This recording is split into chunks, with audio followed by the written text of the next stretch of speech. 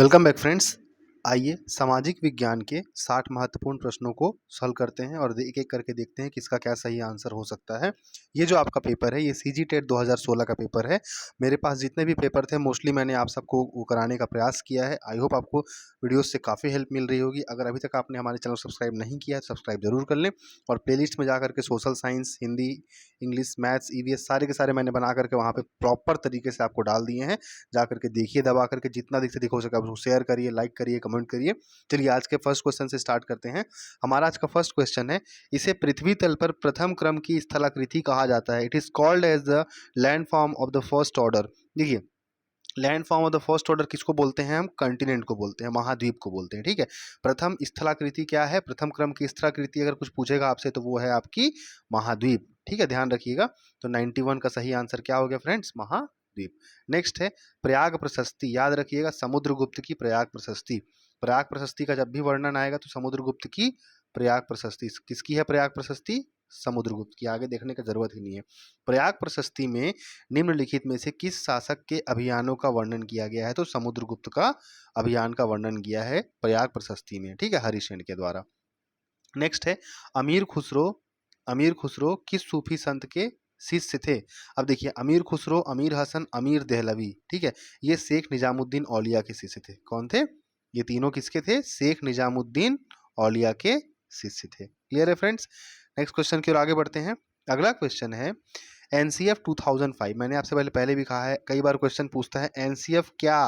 NCF 2005 याद रखिएगा। ठीक है, 6, 7, 8 भी बोलेगा।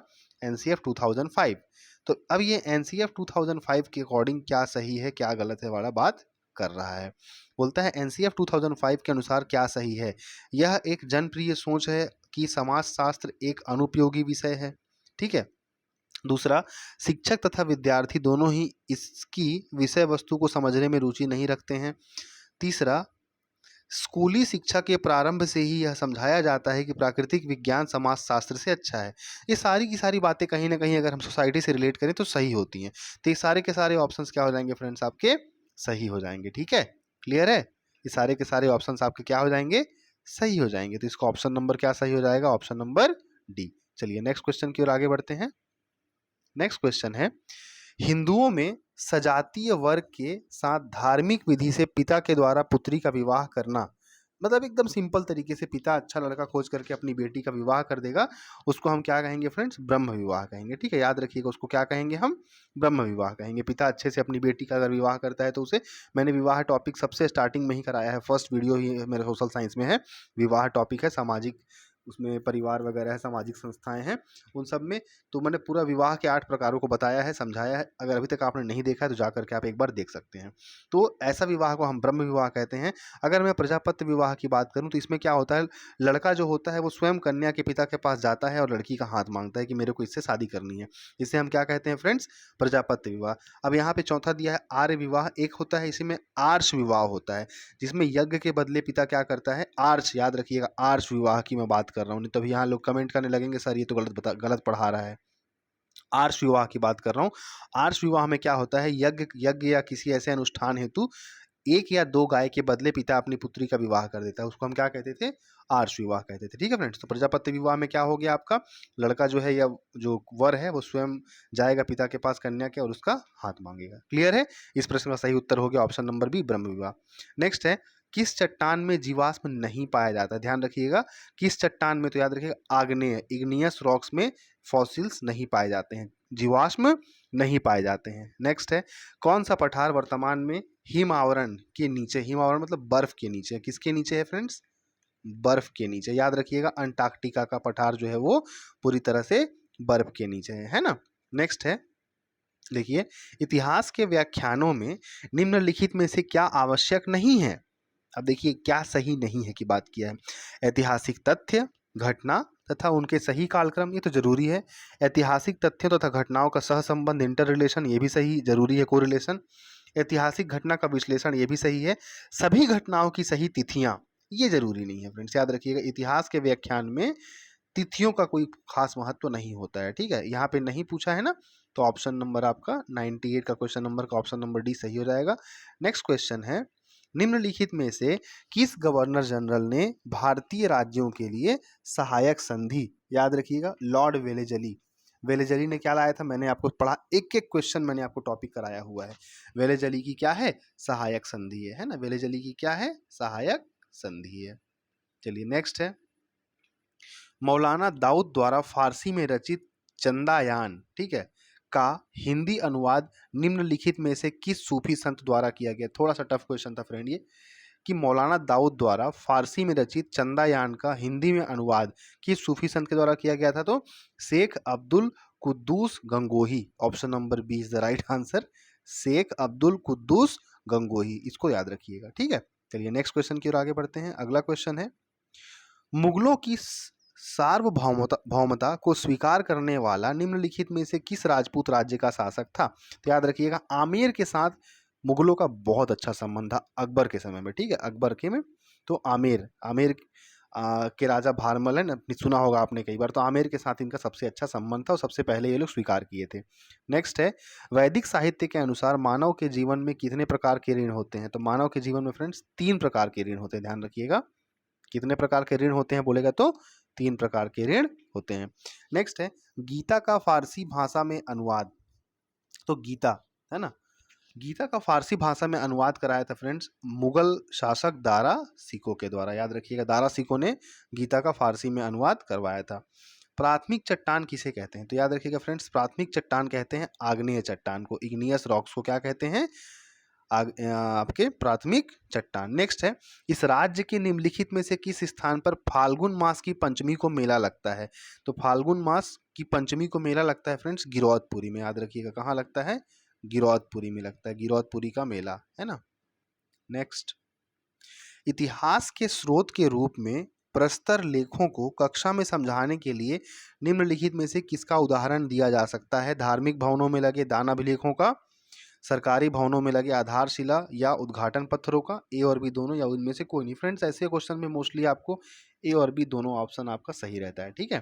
धार्मिक भवनों में लगे दान अभिलेखों से भी और सरकारी भवनों में लगे आधारशिला उद्घाटन पत्थरों से भी हम उनका जान सकते हैं। क्लियर है। चलिए अगले प्रश्न की ओर आगे बढ़ते हैं। 107 नंबर है, निम्नलिखित में से किस भारतीय राज्य में ब्रिटिश ईस्ट इंडिया कंपनी ने रेसिडेंसी नियुक्ति की नीति प्रारंभ की थी। तो ब्रिटिश ईस्ट इंडिया कंपनी ने अवध में सबसे पहले रेसिडेंसी नियुक्ति की नीति प्रारंभ की थी, ठीक है, कहाँ पे, अवध में, ठीक। नेक्स्ट, इस राज्य का निम्नलिखित में से कौन सा क्षेत्र काष्ठ कला, काष्ठ कला मैंने आपको करवाया हुआ है, काष्ठ कला कहाँ है सर, ये आपका ध्यान रखिएगा, काष्ठ कला कहाँ पे फेमस है, तो काष्ठ कला कहाँ पे फ्रेंड्स, तो याद रखिएगा काष्ठ कला का सही आंसर है बस्तर, ठीक है, याद रखिएगा बस्तर में है। और ये किस जनजाति के द्वारा बोलेगा तो मूरिया जनजाति के द्वारा, है ना, मूरिया जनजाति के द्वारा किया जाता है। क्लियर है। चलिए अच्छा, एक यहाँ से और इम्पोर्टेंट है फ्रेंड्स, अगर मैं सरगुजा की बात करूँ तो सरगुजा में मोस्ट इम्पॉर्टेंट है मिट्टी कला, है ना, सरगुजा में क्या है, मिट्टी कला, ये भी मैंने आपको नोट्स में प्रोवाइड किया हुआ है। चलिए नेक्स्ट क्वेश्चन के आगे बढ़ते हैं। क्वेश्चन नंबर 109 की बात कर लेते हैं फ्रेंड्स। देखिए मौलिक अधिकार वाला क्वेश्चन है, बहुत ही आसान सवाल है ध्यान से देखिएगा। एक तरफ बोलता है मौलिक अधिकार और अनुच्छेद, स्वतंत्रता का अधिकार कहाँ से कहाँ तक होता है फ्रेंड्स, तो 29-30 नहीं है, 25 से 28 नहीं है, 19 से 22। स्वतंत्रता का अधिकार हो गया फ्रेंड्स आपका 19 से लेकर के 22। शोषण के विरुद्ध अधिकार 23-24। धार्मिक स्वतंत्रता का अधिकार 25 से लेकर के 28 तक, और सांस्कृतिक व शैक्षणिक अधिकार 29 और 30। मैंने पूरा का पूरा आपको नोट्स दिया हुआ है क्लियर कट वहाँ पे। तो इस प्रश्न का फर्स्ट का हो गया फ्रेंड्स आपका स्वतंत्रता का अधिकार 19, फर्स्ट का थर्ड, देखिए फर्स्ट का थर्ड सिर्फ एक में ही है, ऑप्शन नंबर डी। तो फर्स्ट का इसका सही आंसर क्या हो जाएगा, ऑप्शन नंबर डी। चलिए नेक्स्ट क्वेश्चन की ओर आगे बढ़ते हैं और 110 नंबर प्रश्न की ओर देखते हैं। क्वेश्चन नंबर 110 है, पराबैंगनी किरणों को वायुमंडल के किस परत द्वारा अवशोषित किया जाता है। कई बार मैंने आपको बताया हुआ है, ठीक है, ये कहाँ पे होता है फ्रेंड्स, ओजोन, ओजोन होता है, ठीक है, याद रखिएगा ओजोन, ओजोन का जो सूत्र होता है वो O3 होता है, मतलब 3 अणुओं से ऑक्सीजन के मिलकर के क्या बनता है, ओजोन बनता है, ये ओजोन मंडल में होता है, ठीक है। पराबैंगनी किरणें मतलब सूर्य से आने वाली अल्ट्रावायलेट रेस से हमारी रक्षा करता है ओजोन मंडल। नेक्स्ट है, यह राज्य किस अयस्क को पैदा करने में देश में अग्रणी है। ये बात बच्चों को पता है कि टिन के मामले में छत्तीसगढ़ हमारा क्या है, टॉप पे चलता है ना, टिन के मामले में। चलिए नेक्स्ट क्वेश्चन की बात कर लेते हैं। अगला प्रश्न है, क्या होगा मान लीजिए संविधान के अनुच्छेद 368 में संशोधन से संबंधित एक संशोधन विधेयक लोकसभा में विचाराधीन है, सदन में 270 सदस्य उपस्थित हैं, मतदान में समस्त उपस्थित सदस्य विधेयक के पक्ष में मतदान करते हैं तो विधेयक पारित हो जाएगा, पारित नहीं होगा, राष्ट्रपति को संदर्भित किया जाएगा, राज्यसभा को भेजा जाएगा। ठीक है, तो देखिए यहाँ पे ये जो आपका जो विधेयक है ये पारित नहीं होगा। ठीक है, क्या होगा यहाँ पे, विधेयक पारित नहीं होगा, ध्यान रखिएगा, विधेयक पारित नहीं होगा। चलिए नेक्स्ट क्वेश्चन की बात कर लेते हैं। एक गांव का सामुदायिक भवन उदाहरण है। फ्रेंड्स, एक गांव का जो सामुदायिक भवन है वो किसका उदाहरण है, सामुदायिक एकता का, सामुदायिक विकास का, या दोनों, या इनमें से कोई नहीं। तो याद रखिएगा गांव का सामुदायिक भवन जो है ये दोनों का उदाहरण है, सामुदायिक एकता का भी और सामुदायिक विकास का भी। इस प्रकार ऑप्शन नंबर सी क्या हो जाएगा इस प्रश्न का सही उत्तर। अगले की ओर आगे बढ़ते हैं। इस राज्य के सबसे दक्षिण में निम्न में से कौन सा स्थान स्थित है? जसपुर सबसे ऊपर में है, कोरिया ऊपर में है, जगदलपुर ऊपर में है फ्रेंड्स, सॉरी जगदलपुर भी नीचे में है, कोंटा, कोंटा सबसे लास्ट पॉइंट है फ्रेंड्स, याद रखिएगा। ठीक है, छत्तीसगढ़ का सबसे जो दक्षिणी बिंदु है वो आपका कहाँ पे मिलेगा, आपको कोटा में मिलेगा। आगे बढ़ते हैं नेक्स्ट क्वेश्चन की ओर। निम्नलिखित में से किस युद्ध में शेर शाह ने हुमायूं को पराजित किया था? तो शेर शाह ने हुमायूं को बिलग्राम के युद्ध में पराजित किया था। ठीक है, कन्नौज या बिलग्राम का युद्ध इसे कहा जाता है। नेक्स्ट है, इस राज्य के निम्नलिखित में से किस कलचुरी राजा ने मुगल दरबार में उपस्थिति दी थी? तो याद रखिएगा कल्याण साय ने क्या किया था फ्रेंड्स, मुगल दरबार में अपना हाजिरी लगाया था। ठीक है, किस कलचुरी शासक ने? तो कल्याण साय ने, ध्यान रखिएगा कल्याण ने अपना कल्याण कराने के लिए कल्याण साय जो है वो मुगल दरबार में हाजिरी लगाने गया था। भारत में राजनीतिक संप्रभु कौन है? तो भारत के अंदर याद रखिएगा फ्रेंड्स, राजनीतिक संप्रभु भारत की जनता है ना। प्रस्तावना ही बोलता है हम भारत के लोग, प्रस्तावना का पहला ही लाइन है we the people of India. Next question की अगर हम बात करें, लोगों की भावनाओं को भड़काने वाले सामाजिक तथा सांस्कृतिक विषयों को कक्षा कक्ष में उल्लेखित नहीं करना चाहिए, कक्षा कक्ष में चर्चा नहीं करना चाहिए, पर्याप्त सावधानी से चर्चा करना चाहिए, या इनमें से कोई। देखिए अगर इस टाइप का कोई मैटर आता है तो हमको बहुत ही केयरफुल रहना चाहिए। ठीक है, should be discussed with sufficient caution, बहुत ही हमको इसमें प्रिकॉशन बरतनी चाहिए, याद रखिएगा। ठीक, चलिए नेक्स्ट क्वेश्चन की ओर आगे बढ़ते हैं। अगला क्वेश्चन है, पृथ्वी के केंद्रीय भाग को हम क्या कहते हैं? पृथ्वी के केंद्रीय भाग को क्रस्ट, मेंटल, क्रोड, या इनमें से कोई नहीं। पृथ्वी का जो सबसे बीच वाला भाग है, बिल्कुल अंदर वाला केंद्रीय भाग, सेंट्रल पार्ट है, उसको हम क्रोड बोलते हैं। ठीक है, क्रोड। नेक्स्ट है फ्रेंड्स, मुगलों के अधीन प्रांत के नागरिक एवं सैनिक प्रशासन का प्रमुख निम्नलिखित में से कौन सा? नाजिम, दीवान, बख्शी या फौजदार? तो याद रखिएगा नाजिम। ठीक है, इसमें क्या आंसर सही हो जाएगा आपका? ऑप्शन मुगलों के अधीन प्रांतों में नागरिक एवं सैन्य प्रशासन का प्रमुख कौन था? नाजिम था। ठीक, एक नया पॉइंट आपको मिल गया, नाजिम। मैंने जो बताया है नोट्स, उसके नोट्स में आपको ये नाजिम नहीं है ना, इसको आप भी नोट कर सकते हैं, ये आपके लिए एक्स्ट्रा है, नया है ना। मान लीजिए अगर आपसे पूछ लिया तो नाजिम आपको पता होना चाहिए। ठीक है, दीवान आपका वित्त मंत्री था। ठीक है, गल्ला बख्शी वो सैन्य वेतनाधिकारी, फौजदार आपका फौज से संबंधित था। ठीक, चलिए नेक्स्ट की बात कर लेते हैं फ्रेंड्स। समाज शास्त्र के संबंध में निम्नलिखित में से क्या सही नहीं है पूछा है? समाज शास्त्र समाज के विभिन्न विषयों से संबंधित है, सही बात है। समाज शास्त्र वैयक्तिक सब्जेक्टिव निकाय नहीं, यही तो गलत है। क्या सही नहीं है पूछा है, तो ये वैयक्तिक सब्जेक्टिव नहीं है, वैयक्तिक नहीं है ना। क्लियर है, ध्यान रखिएगा। चलिए नेक्स्ट क्वेश्चन की ओर आगे बढ़ते हैं। नर्मदा जल विवाद उच्चतम न्यायालय को किसके तहत भेजा गया?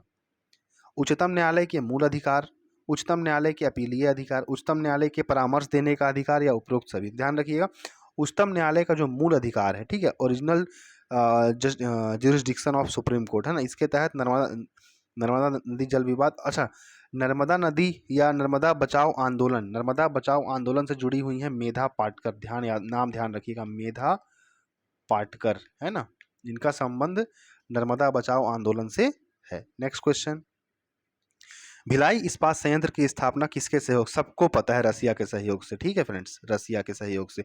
रसिया का पुराना नाम था यूएसएसआर, पूर्व सोवियत संघ कहा जाता था। इसको क्या कहा जाता था?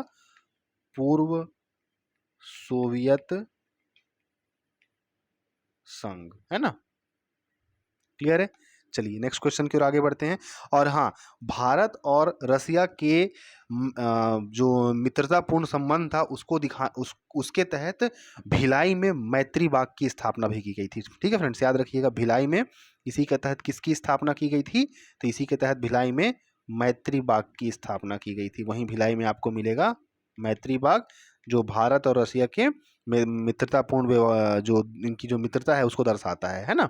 चलिए नेक्स्ट है, प्राथमिक स्तर पर इतिहास पढ़ाने की सबसे प्रभावी विधि क्या है? व्याख्यान विधि, प्रोजेक्ट विधि, कहानी सुनाकर विधि या चर्चा विधि? तो इस प्रश्न का सही उत्तर क्या हो जाएगा? व्याख्यान होगा कि प्रोजेक्ट होगा, ठीक है, कि आपका कहानी सुनाना होगा, है ना। तो याद रखिएगा, कहानी सुनाने की प्राथमिक स्तर पर इतिहास, छोटे बच्चों को इतिहास कैसे पढ़ाएंगे? हम उनको व्याख्या देंगे, परेशान हो जाएंगे वो, उनको प्रोजेक्ट नहीं दे सकते हैं, ठीक है। तो उनके साथ हम क्या कहेंगे? उनको कहानी सुनाएंगे, हम उनको बड़े अच्छे वे में सुनाएंगे, एक राजा था, ऐसा करता था, तो बच्चे ध्यान से सुनते हैं इन चीज़ों को। नेक्स्ट क्वेश्चन है, गुप्त साम्राज्य के पतन के लिए निम्नलिखित में से कौन सा मुख्य कारण था? सबसे पहले तो मैं आपको बता दूं कि गुप्त साम्राज्य को भारतीय इतिहास का स्वर्ण काल कहा जाता है, ठीक है, क्योंकि इसी समय में मंदिर कला, जैसे देवगढ़ का मंदिर आपका है ना, ललित का, वहाँ पे आपको उत्तर प्रदेश में मिलेगा। तो मंदिर कला का विकास इसी समय में हुआ था, और सांस्कृतिक उपलब्धियों के कारण गुप्त काल के समय को क्या कहा जाता है? भारतीय इतिहास का स्वर्ण काल कहा जाता है। हूण आक्रमण के कारण, उत्तराधिकार के युद्ध, वाकाटकों का उदय, या इनमें से कोई नहीं? तो याद रखिएगा, हूण आक्रमण के कारण क्या था? गुप्त साम्राज्य का पतन का एक मुख्य कारण था हूणों का आक्रमण। नेक्स्ट क्वेश्चन है, निम्नलिखित में से कौन सा पंचायती राज का एक स्तर नहीं है? ग्राम पंचायत, नगर पंचायत, जिला परिषद, पंचायत समिति? फ्रेंड्स, नगर पंचायत है ना, जो आपका पंचायती राज किस में बटा हुआ है? तो ये त्रिस्तरीय व्यवस्था है, ठीक है, त्रिस्तरीय पंचायती राज व्यवस्था है ना, इसमें आपका नगर पंचायत नहीं है। नेक्स्ट की बात कर लेते हैं, 1857 की विद्रोह का तात्कालिक कारण निम्नलिखित में से कौन सा था? आर्थिक शोषण, प्रजातीय भेदभाव, सामाजिक तनाव, चर्बी वाले कारतूस? तो उस समय चर्बी वाले कारतूस के कारण क्या हुआ था फ्रेंड्स? 1857 की क्रांति का उदय हुआ था।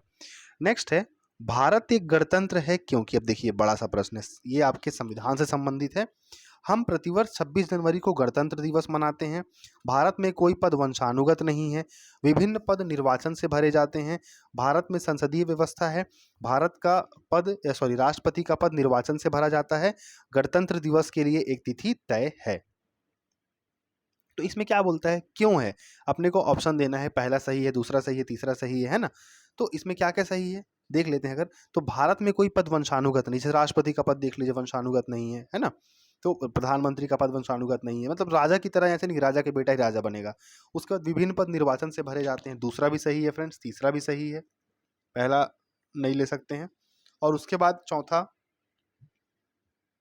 गणतंत्र की बात कर रहा है जहां पे जनता का शासन है, ठीक है। पांचवा, राष्ट्रपति का पद निर्वाचन से होता है, राष्ट्रपति भी निर्वाचित होता है। तो 2, 3 और 5 इसका सही आंसर है। देख लीजिए 2, 3 और 5 कहाँ है? 2, 3, 2, 3, 2, 4, 5, 2, 3, 5, ये रहा option number C is the right answer of this question.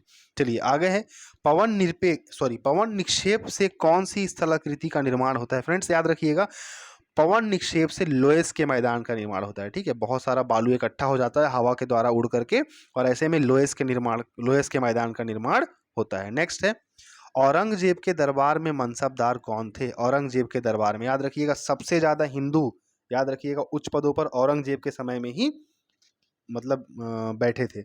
जय सिंह भी है, जसवंत सिंह भी है, शुजात खान भी है, सारे के सारे इसके सही आंसर है, ऑल ऑफ द अबव।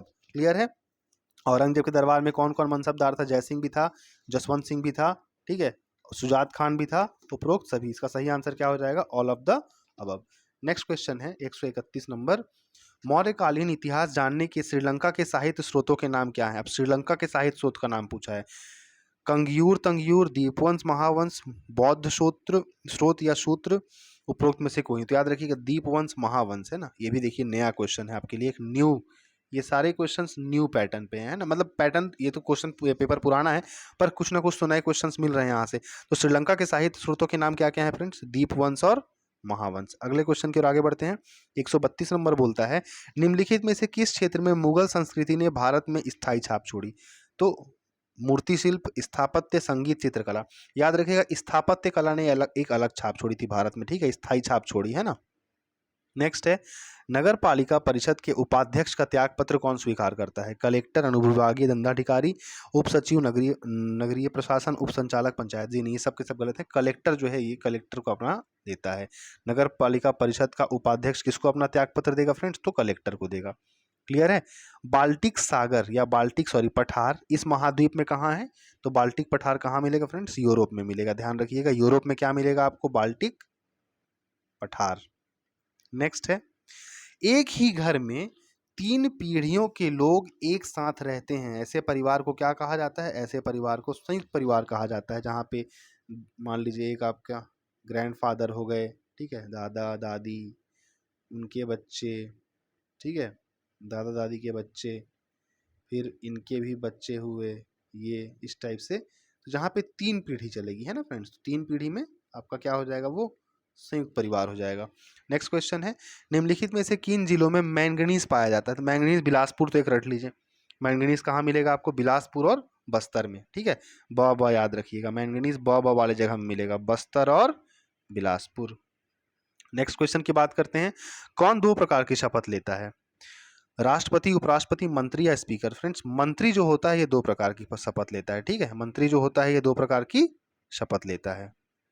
अगला, निम्नलिखित में से किस मुगल शासक के शासनकाल में भारत में तंबाकू की कृषि का प्रारंभ हुआ? जहांगीर के काल में तंबाकू की कृषि का प्रारंभ हुआ था। जहांगीर के काल में, है ना। तंबाकू बोलने से जहांगीर याद रखना है। जहां भी तंबाकू आए, किसके काल में? तो जहांगीर। सब जहां से लेकर के आ गया, ये क्या? तंबाकू। 139 नंबर की बात कर लेते हैं, भारत का संविधान संघात्मक है क्योंकि? अब ये संघात्मक की बात कर रहा है, फेडरल। भारत का संविधान आखिर फेडरल क्यों है? शक्तियों का विकेंद्रीकरण किया गया है, शक्तियों को 3 सूचियों में विभाजित की गई है, न्यायिक पुनरावलोकन की व्यवस्था है, क्या प्रावधान है, संविधान में मौलिक अधिकारों का प्रावधान है, संविधान लिखित और कठोर है, ठीक है। इसका ऑप्शन क्या क्या है फ्रेंड्स? क्योंकि पहला वाला है आपका शक्तियों का विकेंद्रीकरण किया गया है, ये बात तो सही लग रही है, ठीक है। पहला ऑप्शन क्या हो गया? सही हो गया, शक्तियों का विकेंद्रीकरण। शक्तियों को 3 सूचियों में विभाजित नहीं। उसके बाद क्या हो सकता है? न्यायिक पुनरावलोकन का प्रावधान भी है भारतीय संविधान में, है ना। और उसके क्या हो सकता है आपका? संविधान में मौलिक अधिकारों का प्रावधान है तो है, बट इस संघात्मक नहीं है। संघात्मक ढांचे की में क्या आ जाएगा? जो संविधान लिखित और क्या है? कठोर है। ऑप्शन नंबर क्या क्या हो गया? 1, 3 और 5। देखिए फ्रेंड्स, 1, 3 और 5 कहाँ पे है? Option number C is the right answer of this question. Next है, म्यांमार में आए तीव्र भूकंप के कंपन कहाँ कहाँ महसूस नहीं किए जा सकते हैं? म्यांमार में जो भूकंप आएगा, नई दिल्ली, कोलकाता, गुवाहाटी, बेंगलुरु। तो इसका जो सही आंसर जाएगा फ्रेंड्स वो हो जाएगा बेंगलुरु। बेंगलुरु कम सीस्मिक क्षेत्र में आएगा, यहाँ पे भूकंप का प्रभाव ज़्यादा नहीं पता चलेगा। अगले प्रश्न की ओर आगे बढ़ते हैं। देखिए, संविधान से अच्छे अच्छे क्वेश्चन पूछा है ना, टफ टफ है। भारत का संविधान कठोर है क्योंकि? संशोधन प्रक्रिया कठोर है, ठीक है, ये तो बिल्कुल है, जाहिर सी बात है। भारत का संविधान कठोर है क्योंकि संविधान संशोधन की प्रक्रिया कठोर है। यहाँ पे विधायी प्रक्रिया सरल है, ये गलत है, सही नहीं है। संशोधन प्रक्रिया और विधायी प्रक्रिया में अंतर है, ठीक है, ये भी सही है कि संशोधन प्रक्रिया और विधायी प्रक्रिया में क्या है? अंतर है, इसलिए कठोर है। चौथा है, संशोधनों में राज्यों को भाग दिया गया है, ये भी सही है। संविधान में संशोधन प्रक्रिया का उल्लेख है, संविधान में संशोधन प्रक्रिया का उल्लेख है, इस बात से वो नहीं होता है। और छठा है फ्रेंड्स, संशोधन में संसद के दोनों सदनों का समान अधिकार दिया गया है, नहीं। इसका ऑप्शन हो गया 1, 3 और 4 सही है। कौन कौन सा है? 1 सही है, 3 सही है और 4 सही है। देख लेते हैं कहाँ पे है 1, 3 और 4। ऑप्शन नंबर बी दिख रहा है आपको, 1, 3 और 4, ठीक है। अगले प्रश्न की ओर, इस राज्य का मुख्य खाद्य क्या है? सबको पता है, बच्चे बच्चे को बोलते हैं चावल, है ना। चावल क्या है? इस राज्य का मुख्य खाद्य है। अगला है फ्रेंड्स, 1857 की क्रांति का तात्कालिक प्रभाव निम्नलिखित में से क्या था? भारतीय राज्यों में एकता, गलत। कंपनी के शासन का अंत, उत्तरदायी शासन का सूत्रपात, उपरोक्त सभी। कंपनी के शासन का अंत, ठीक है। 1857 की क्रांति का तात्कालिक प्रभाव क्या हुआ? क्यों? कंपनी के हाथ से शासन को छीन लिया गया और शासन जो था वो ब्रिटिश महारानी की क्राउन के अधीन कर दिया गया। नेक्स्ट है, अरावली किस प्रकार के पर्वत का उदाहरण है? मोरदार पर्वत, भ्रंशोस्त पर्वत, अवशिष्ट पर्वत या ज्वालामुखी? ज्वालामुखी तो होगा नहीं फ्रेंड्स, ठीक है, ये तो वहीं से कट गया। ये अवशिष्ट पर्वत है क्या? जी। ये जो अरावली रेंज जो है फ्रेंड्स, ये आपके रेलिक्ट माउंटेन, ठीक है, ध्यान रखिएगा, अरावली जो है आपकी ये ये अवशिष्ट पर्वत, और दुनिया की सबसे पुरानी पर्वतों में से एक है आपकी अरावली रेंज। अरावली की सबसे ऊंची चोटी जो है आपकी वो क्या मिलेगी, राजस्थान में मिलेगा आपको, अरावली पर्वत है ना, ठीक है। हाँ, इसकी सबसे ऊंची चोटी माउंट आबू, मैं भूल रहा था, कभी कभी कई चीज़ें दिमाग में आ जाती हैं, कभी कभी नहीं आती हैं, और इसी के कारण राजस्थान में कम वर्षा होती है, क्योंकि जो मानसून है वो पैरेलल निकल जाता है इसके रेंज के, है ना। ध्यान रखिएगा, राजस्थान में मिलेगा आपको ये। नेक्स्ट है, इस राज्य का निम्नलिखित में से कौन सा व्यक्तिगत अछूतोद्धार के क्षेत्र में पुरोगामी था। अछूतोद्धार के मामले में कौन सबसे अच्छा काम किया छत्तीसगढ़ के अंदर, है ना। तो 145 का सही आंसर क्या हो जाएगा, पंडित सुंदरलाल शर्मा ने, ठीक है। पंडित सुंदरलाल शर्मा के द्वारा व्यक्तित्व क्या था, अछूतोद्धार क्षेत्र में अच्छा काम किया गया था। 146 की बात कर लेते हैं फ्रेंड्स। सिंधु घाटी सभ्यता में किस स्थान पर बंदरगाह, बंदरगाह दो जगह पे, लोथल और सुतकोतदा। देख लीजिए यहाँ पे लोथल ऑप्शन है, 146 का ऑप्शन नंबर क्या सही हो गया, ए। नेक्स्ट है, 1857 के विद्रोह के दौरान निम्नलिखित में से कौन दिल्ली में भारतीय सिपाहियों का नेता था। दिल्ली में भारतीय सिपाहियों का नेता बख्त खान। दिल्ली से नेतृत्व किसने किया था, सेनापति कौन था, बख्त खान, ठीक है। नेक्स्ट है 148, प्राचीन भारत के व्यापारी निम्नलिखित में से किस देश में व्यापार करने जाते थे, ठीक है। मिस्र, रोम, सिकंदरिया, अलेक्जेंड्रिया, या ये सभी। तो पुराने जमाने में ये जो लोग थे ना, ये सब जगह जाते थे, मिस्र जाते थे, रोम जाते थे, प्राचीन भारत के व्यापारी सिकंदरिया भी जाते थे, all of the above. Next question की बात कर लेते हैं। वैदिक साहित्य के अनुसार जनता द्वारा राजा को दिए जाने वाले कर को क्या कहते थे, बलि कहते थे फ्रेंड्स, याद रखिएगा। वैदिक वैदिक काल में जो हम टैक्स पे करते थे, मतलब आपके एंशियंट टाइम में जो वैदिक पीरियड था, ठीक है, वेदों वाला जो टाइम था, उस समय जनता द्वारा राजा को दिए जाने वाले टैक्स को हम क्या कहते थे, बलि कहते थे, ठीक, बलि। और आज के सेट का अंतिम प्रश्न है, अगर वीडियो अच्छा पसंद आया हो तो सब्सक्राइब जरूर कर लीजिएगा, ठीक है। यह हमारे लिए मोटिवेशन बनता है, और हम भी कोशिश करते हैं कि आपको best of the best provide कर सकें। आइए अंतिम प्रश्न को देखते हैं फ्रेंड्स। बंबई से लौटते समय 9 अगस्त 1942 को निम्नलिखित में से किस स्थान पर इस राज्य के कांग्रेस नेता गिरफ्तार कर लिए गए। ये बहुत ही अच्छा क्वेश्चन है, इंपॉर्टेंट क्वेश्चन है, सीजी का है। तो जब 9 अगस्त 1942 को जब वापस आ रहे थे, तो वापस आते समय मलकापुर में इनको गिरफ्तार कर लिया गया था, याद रखिएगा, ठीक है। कहाँ पे, मलकापुर में कांग्रेस नेता लोगों को क्या किया गया था, गिरफ्तार कर लिया गया था। और इस प्रकार फ्रेंड्स हमने आज के 60 प्रश्नों को बहुत ही अच्छे ढंग से प्रयास किया है कि सही सही सारे क्वेश्चन जो आयोग ने आंसर लिए हैं उनके अकॉर्डिंग मैंने आपको बताने का प्रयास किया है। एक बार फिर बोलूँगा, अगर वीडियो पसंद आया तो चैनल को सब्सक्राइब करें, लाइक करें, कमेंट करें, और जितना अधिक से अधिक हो सके शेयर करें। लास्ट टाइम है, और भी वीडियोस को जा करके आप देखिए, जो भी 4-5 सेट था 60-60 प्रश्न का, मैंने आपको कराने का भरपूर प्रयास किया है, ठीक है। मिलेंगे बहुत जल्द अगले वीडियो में, तब तक के लिए धन्यवाद।